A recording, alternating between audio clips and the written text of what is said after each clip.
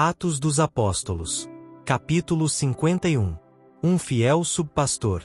Pouca menção se faz no livro de Atos quanto ao último trabalho do apóstolo Pedro. Durante os ativos anos de ministério que se seguiram ao derramamento do Espírito no dia do Pentecostes, ele se encontrava entre os que se empenhavam incansavelmente para entrar em contato com os judeus que vinham a Jerusalém para adorar por ocasião das festividades anuais. Aumentando o número de crentes em Jerusalém e outros lugares visitados pelos mensageiros da cruz, os talentos do apóstolo Pedro se provaram de inestimável valor para a primitiva igreja cristã. A influência de seu testemunho referente a Jesus de Nazaré se estendia amplamente. Sobre ele havia sido posta dupla responsabilidade. Dava ele perante os incrédulos positivo testemunho com respeito ao Messias, trabalhando fervorosamente para a conversão deles, fazendo ao mesmo tempo trabalho especial pelos crentes, fortalecendo-os na fé em Cristo. Foi depois de haver sido levado à renúncia do eu e à inteira confiança no poder divino, que Pedro recebeu o chamado para agir como um subpastor. Cristo havia dito a Pedro, antes de este o haver negado: quando te converteres, confirma a teus irmãos. Lucas 22, verso 32. Essas palavras denotavam a ampla e eficiente obra que este apóstolo devia fazer no futuro pelos que viessem para a fé. Para esta obra, a própria experiência do pecado, do sofrimento e arrependimento de Pedro o havia preparado. Não antes que tivesse ele reconhecido sua fraqueza, poderia conhecer a necessidade que tem o crente de confiar em Cristo. Em meio à tormenta da tentação, ele compreendeu que o homem só pode andar seguramente quando, em absoluta desconfiança própria, confia no Salvador. Na última reunião de Cristo com seus discípulos junto ao mar, Pedro, provado pela pergunta 3 vezes repetida: "Amas-me?" João 21, verso 15 e 17, tinha sido reabilitado em seu lugar entre os 12. Sua obra tinha-lhe sido indicada: alimentar o rebanho do Senhor. Agora, convertido e aceito, devia ele não somente buscar salvar os que estavam fora do redil, mas devia ser um pastor do rebanho. Cristo fez menção a Pedro de uma única condição de serviço: "Amas-me?" João 21, verso 17. Esta é a qualificação essencial. Mesmo que Pedro possuísse todas as outras, sem o amor de Cristo ele não seria um fiel pastor do rebanho de Deus. Conhecimento, benevolência, eloquências, zelo, tudo isto é essencial para um bom trabalho, mas sem o amor de Cristo no coração, a obra do ministro cristão é um fracasso. O amor de Cristo não é um sentimento volúvel, mas um princípio vivo, o qual se manifesta como um poder permanente no coração. Se o caráter e a conduta do pastor são um exemplo da verdade que advoga, o Senhor porá em sua obra o selo de sua aprovação. O pastor e o rebanho serão unidos pela comum esperança em Cristo. A maneira do Salvador tratar com Pedro tinha uma lição para ele e para seus irmãos.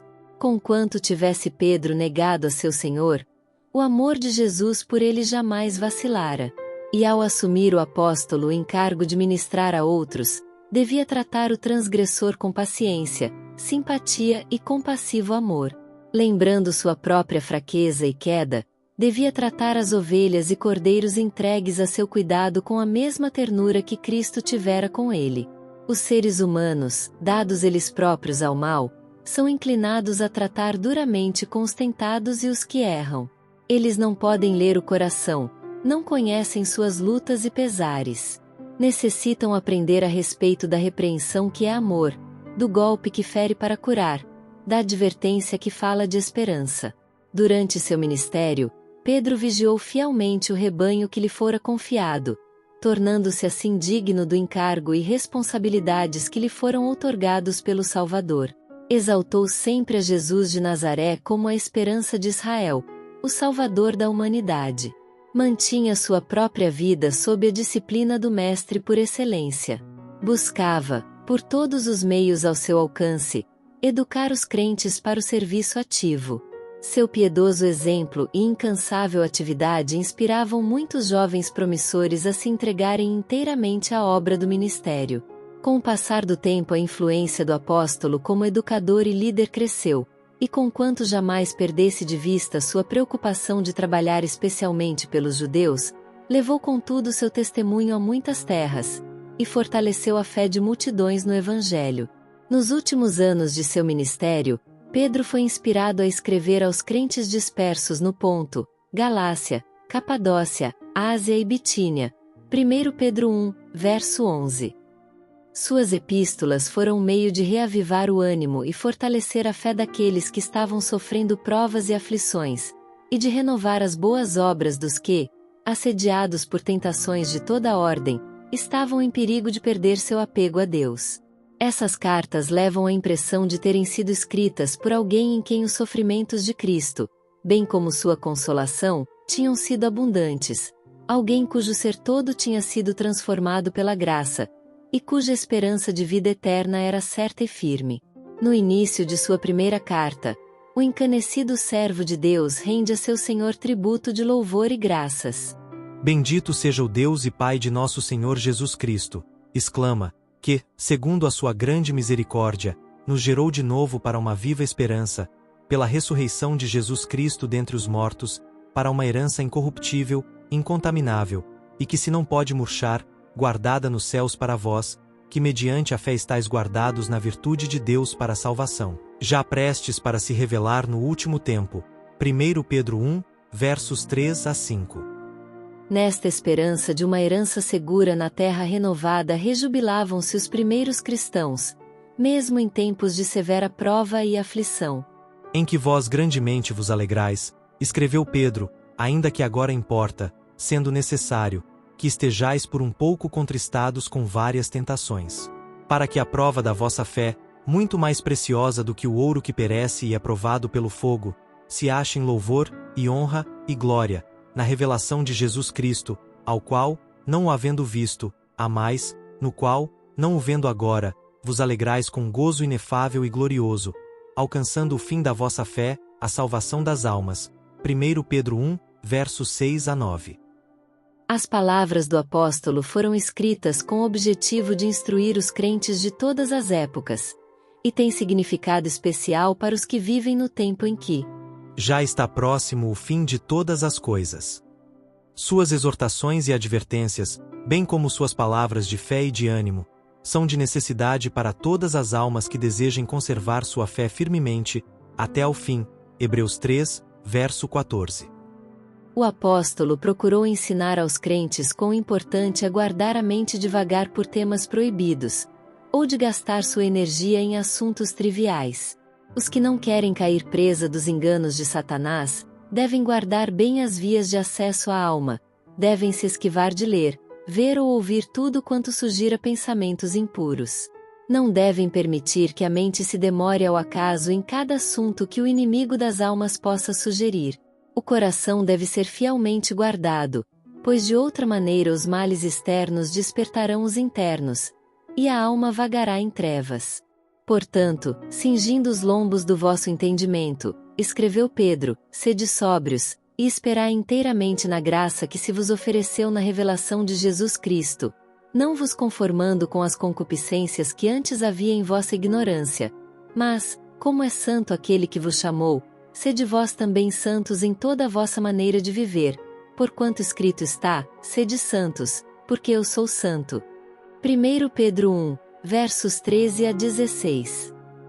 Andai em temor, durante o tempo da vossa peregrinação, sabendo que não foi com coisas corruptíveis, como prata ou ouro, que fostes resgatados da vossa vã maneira de viver que por tradição recebestes dos vossos pais, mas com o precioso sangue de Cristo, como de um cordeiro imaculado e incontaminado, o qual, na verdade, em outro tempo foi conhecido, ainda antes da fundação do mundo, mas manifestado nestes últimos tempos por amor de vós, e por ele credes em Deus, que o ressuscitou dos mortos, e lhe deu glória, para que a vossa fé e esperança estivessem em Deus.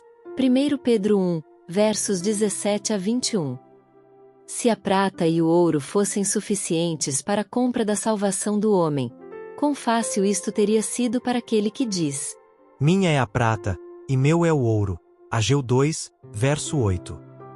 Mas só pelo precioso sangue do Filho de Deus podia o transgressor ser redimido. O plano da salvação foi elaborado em sacrifício. O apóstolo Paulo escreveu: Porque já sabeis a graça de nosso Senhor Jesus Cristo, que, sendo rico, por amor de vós se fez pobre, para que pela sua pobreza enriquecesseis. 2 Coríntios 8, verso 9. Cristo se deu por nós para nos redimir de toda a iniquidade. E como a sobre-excelente bênção da salvação, o dom gratuito de Deus é a vida eterna, por Cristo Jesus nosso Senhor. Romanos 6, verso 23. Purificando as vossas almas na obediência à verdade, para a caridade fraternal, não fingida. Continua Pedro, amai-vos ardentemente uns aos outros com um coração puro.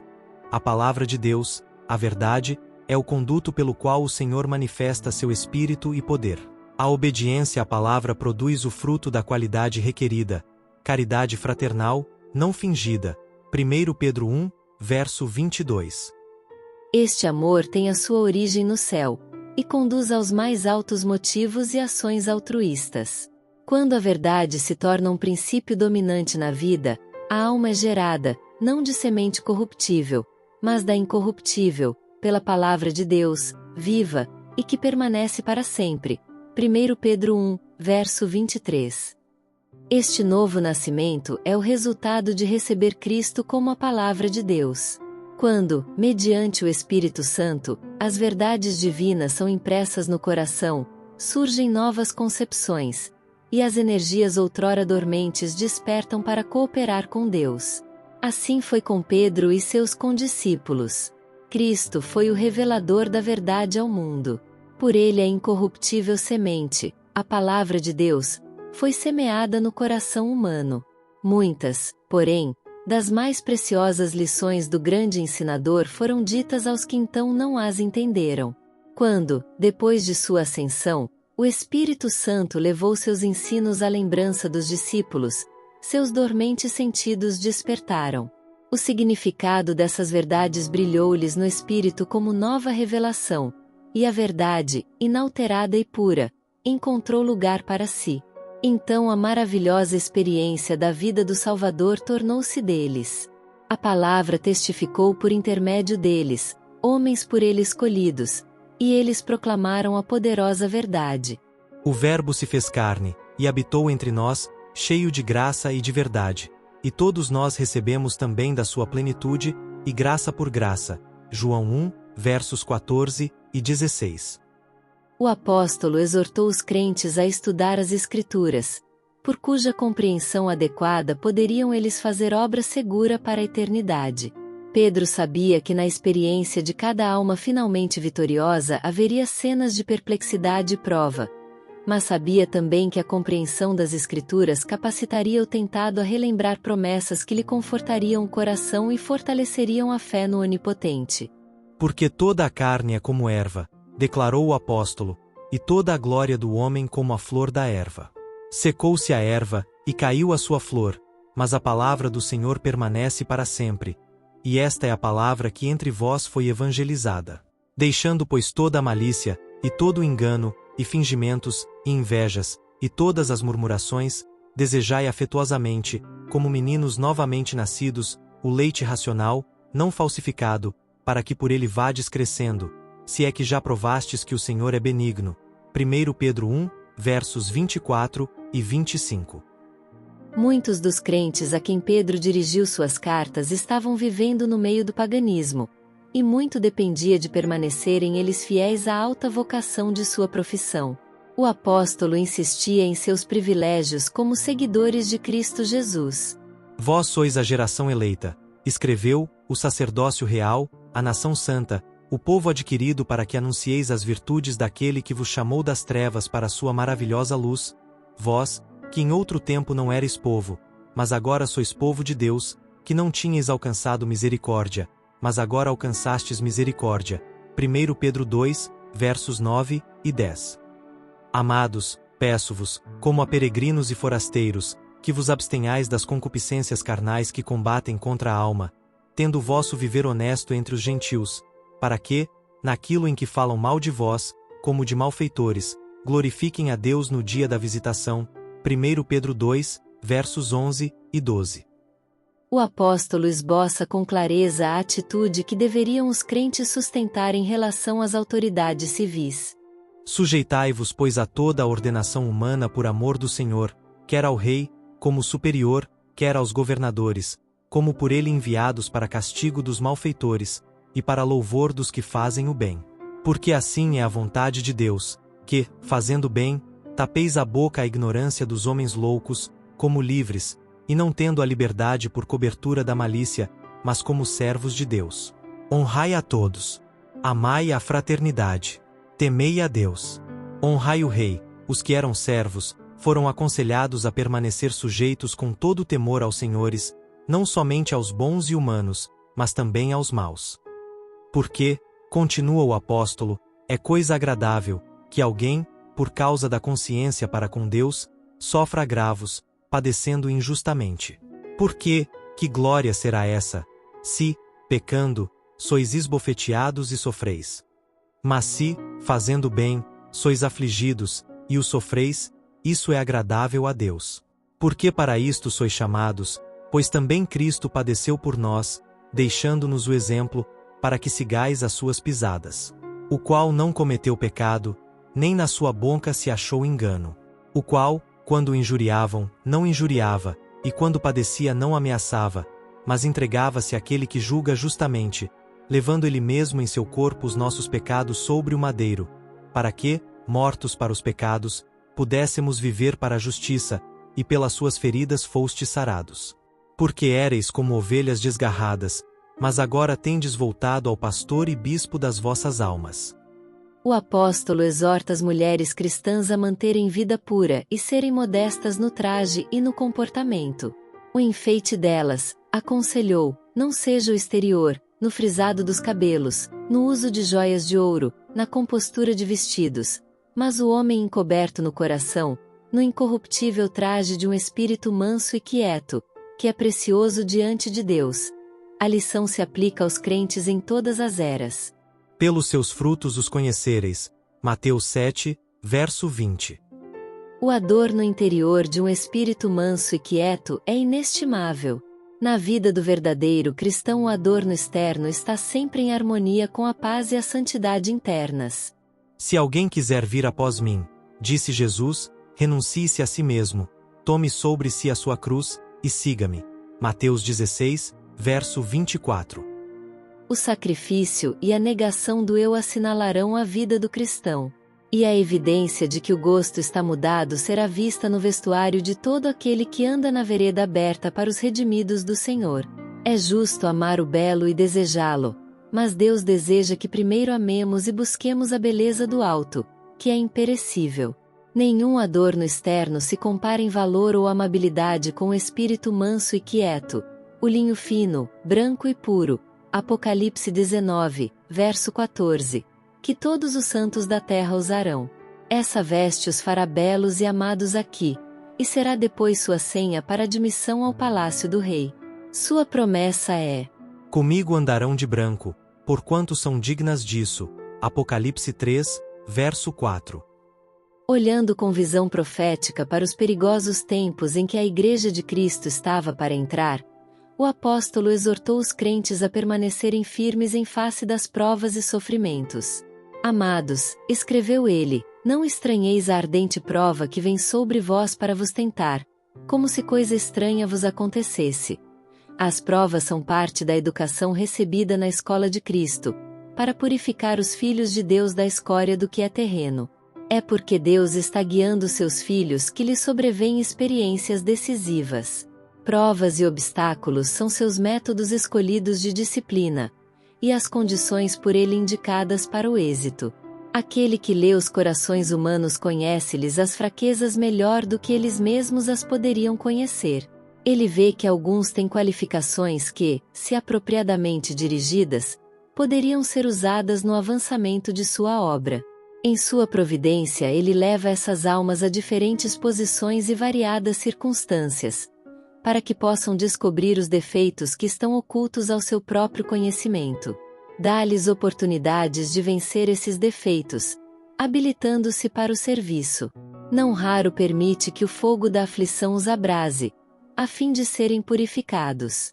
O cuidado de Deus por sua herança é incessante.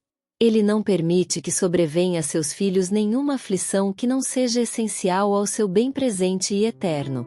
Deseja purificar sua igreja da mesma maneira como Cristo purificou o templo durante seu ministério terrestre. Tudo quanto ele faz recair sobre seu povo como provas, vem para que alcancem mais profunda piedade e maior força para levar avante os triunfos da cruz. Houve um tempo na experiência de Pedro em que ele não se dispunha a ver a cruz na obra de Cristo. Quando o Salvador deu a conhecer aos discípulos os sofrimentos e morte que o esperavam, Pedro exclamou: Senhor, tem compaixão de ti, de modo nenhum te acontecerá isso.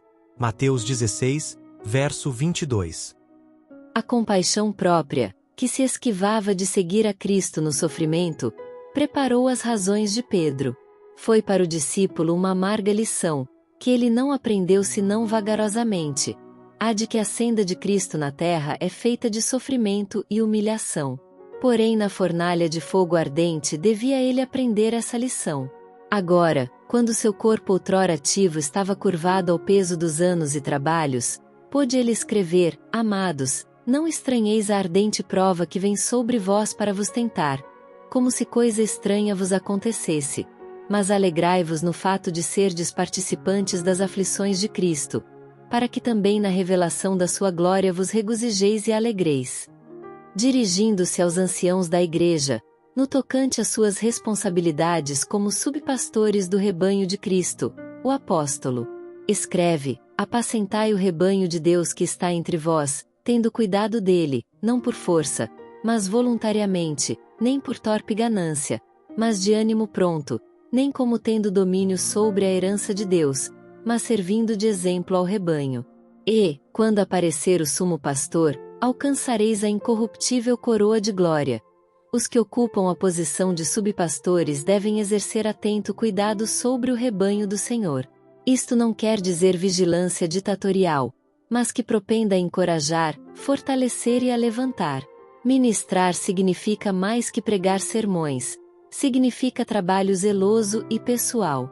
A igreja na terra é composta de homens e mulheres falíveis, que necessitam de esforços laboriosos e pacientes para que sejam disciplinados e educados para trabalhar de forma aceitável nesta vida, e serem na futura coroados de glória e imortalidade. Necessita-se de pastores fiéis, que não lisonjeiem o povo de Deus, nem o tratem com dureza, mas alimentem-no com o pão da vida. Homens que sintam diariamente na vida o poder convertedor do Espírito Santo, e que cultivem amor forte e altruísta por aqueles por quem trabalham. Há para o subpastor fazer uma obra que requer tato, quando é ele chamado a enfrentar a apostasia, descontentamento, inveja e ciúmes na igreja, e ele terá que trabalhar no Espírito de Cristo para pôr as coisas em ordem. Fielmente devem ser advertidos, repreendido o pecado, endireitados os erros, não apenas pela obra do ministro no púlpito, mas por trabalho pessoal. O coração quanto mais pode objetar a verdade e o servo de Deus está sujeito a ser mal compreendido e criticado. Lembre-se ele, portanto, que a sabedoria que do alto vem é, primeiramente, pura, depois pacífica, moderada, tratável, cheia de misericórdia e de bons frutos, sem parcialidade e sem hipocrisia. Ora, o fruto da justiça semeia-se na paz, para os que exercitam a paz. Tiago 3, versos 17 e 18. A obra do ministro do Evangelho é demonstrar a todos qual seja a dispensação do mistério, que desde os séculos esteve oculto em Deus. Efésios 3, verso 9. Se alguém ao entrar nesta obra escolher a parte que demanda o menor sacrifício, contentando-se com pregar, e deixar a obra de ministério pessoal para outro, seu trabalho não será aceito por Deus. Pessoas por quem Cristo morreu estão perecendo por falta de trabalho pessoal bem dirigido, e têm mal compreendido seu chamado quem, ao entrar para o ministério, não se dispõe ao trabalho pessoal que o cuidado do rebanho requer. O espírito do verdadeiro pastor é de inteiro esquecimento de si mesmo. Ele perde de vista o eu para que possa fazer as obras de Deus. Pela pregação da palavra e pelo ministério pessoal nos lares do povo, toma conhecimento de suas necessidades, tristeza e provas, e, cooperando com aquele que leva o maior fardo, participa das aflições deles, conforta-os em seus dissabores, farta-lhes a alma faminta e salva-lhes o coração para Deus.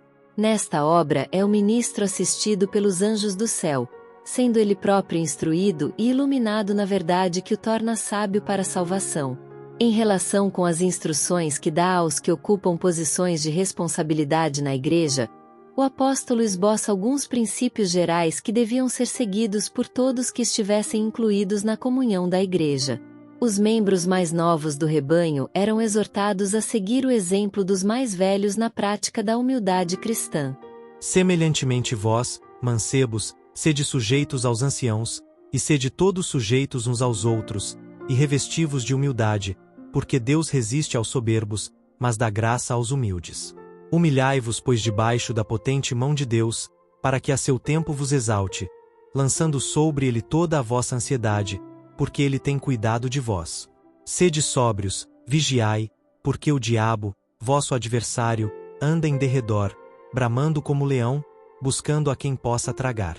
Ao qual resisti firmes na fé. 1 Pedro 5, versos 5 a 9. Assim escreveu Pedro aos crentes num tempo de peculiar provação para a Igreja. Muitos tinham já experimentado a participação nos sofrimentos de Cristo, e logo a Igreja devia passar por um período de terrível perseguição.